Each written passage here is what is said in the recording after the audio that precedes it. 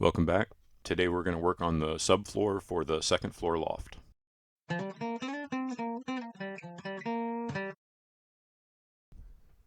With the exception of some detail work, all of the interior bedroom walls are complete, which means now I can start working on the subfloor for the second floor loft and storage area. So the first thing I needed to do was I need to put up a rim joist on the far wall on top of the exterior walls that I've already created. In general, the process for doing this second floor subfloor loft section is the same as doing the subfloor on the primary floor below. So we'll just use the rim joist and this laminated LVL crossbeam in the middle in order to have a place to land the 2x12 joists between. Here I'm putting up a rim joist on the back side of the master bathroom, and this will catch the 2x10s that we're doing on the other side of that crossbeam. As mentioned on the last video, I'm using 2x10s on this side because this isn't really going to be a walkable space. It's really just going to be a storage space. So it gives me just a little bit more headroom instead of having 2x12s. And these 2x10s will also be supported in part by this bathroom wall as well. So deflection's just not really a concern here. And while the plans did call for these joists on this side of the crossbeam to go all the way across this room to the living room, where the other section of the house is, but as I've mentioned, I'm going to cut out basically all of the joists that are not above the master bathroom. This is for two reasons. The first is that I want to raise the ceiling height in the hallway between the living room and the bedroom. And then on the other side of the master bath, we will have a stairwell that leads up to the loft. So the only joists that will be going across to support a floor section for the second floor on that side of the crossbeam will be over the master bathroom. The next thing to figure out is how to get all of this Advantech 3/4 inch subfloor up to that second floor loft where I can start putting it down. From here, it's about 25 to 30 feet in the air. So I needed to figure out a way to get it up. Carrying all of these by myself through the house now that it's framed is probably not impossible, but certainly very difficult. So I've decided to use a winch.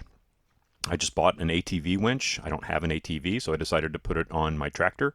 And if you can see right there, I'm connecting this to a quick disconnect that I put on my battery for the tractor so that it doesn't have to be permanently wired in.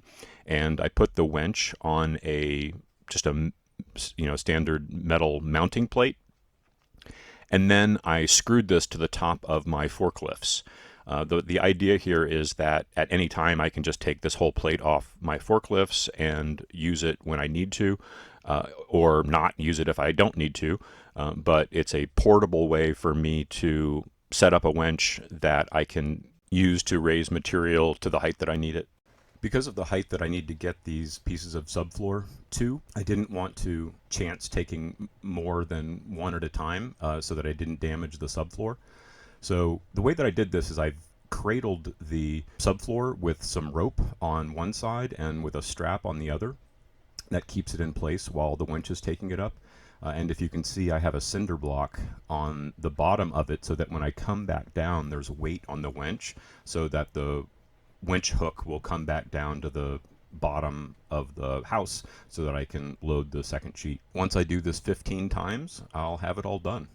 It was a little tricky at the top, taking the plywood off of the cradle and the strap and laying it down, but not too difficult. And again, once you do it about 6 or 7 times, you've got a pretty good process figured out. So this worked out really well. I'm happy with the process. The winch is rated for 2,500 pounds. So in theory, I could pull some pretty heavy material up, but it is important to consider the weight that you're winching and the attach points for your winch hooks at the top. Here I just have a 2x6 that I have nailed, and that is more than sufficient for single pieces of subfloor at a time. So now that all of the subfloor is scattered on the top here and the subfloor joists are in place, I can start putting in the subfloor sheathing. Again, the process is virtually identical to what we've done in other places. You can see on the right hand side there's a little bit of a cutout. That's where the stairs will be coming up, and so I'm going to work around that.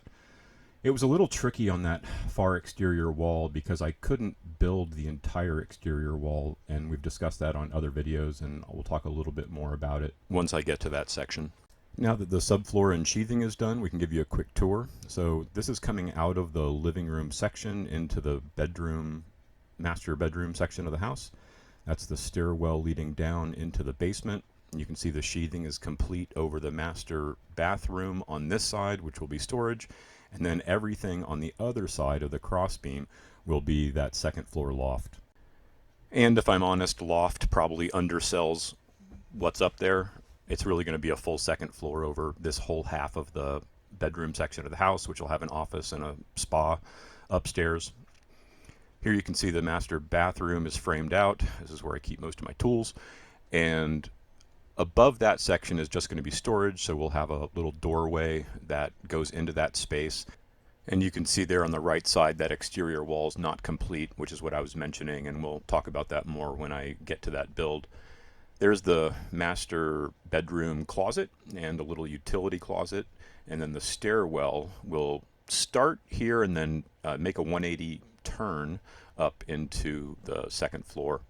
So we'll be walking up the stairs, probably 3 steps here. We'll have a platform, and then the remainder of the stairs will go up to that second floor loft. And then here's what it looks like from the top.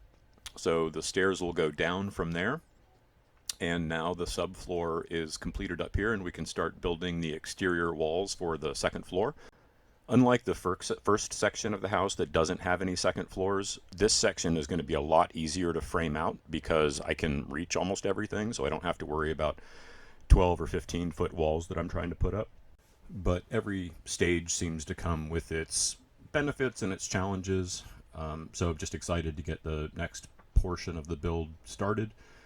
And if you can see here, so originally the plans called for that subfloor on that side of the crossbeam to extend all the way to the right to that rake wall, so that there would have been, I guess, floor space for that whole section. But I just don't need that much storage up there, and increasing the height of the ceiling in that hall section seems to me to be a way to really make the house seem larger and just to add more space. And since we are going to be using spray foam insulation in the roof cavity, in between the 2x12 roof rafters, there's really no reason not to extend that ceiling height all the way up. I'll make some decisions about how exactly I want to do that as I get closer, but we won't worry about that too much until the house is fully dried in. But this is where I'm at. Thanks for watching. See you next time.